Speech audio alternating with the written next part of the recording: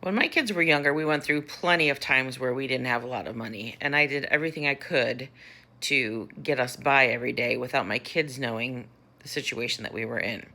When I first got divorced, my kids were 2 and 4, and on Saturday nights, we would make a trip to the grocery store where they both got to pick out whatever kind of cereal they wanted. We'd get a fresh gallon of milk, and we would have cereal for dinner on Saturday nights. At the time, my kids thought it was so cool. They got to pick out their own cereal. Of course, it was always sugary. And we had a fun night together at home. And what kid doesn't want sugary cereal for dinner, right? The situation really at hand was that was all I could afford.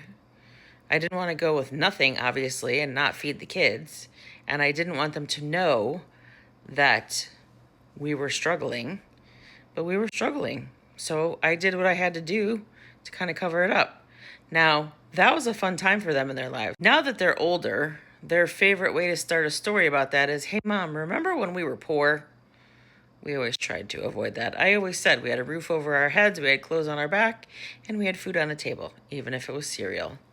And we had each other, so we were never poor. Moms, have you been in this situation before? What did you do? What was your secret?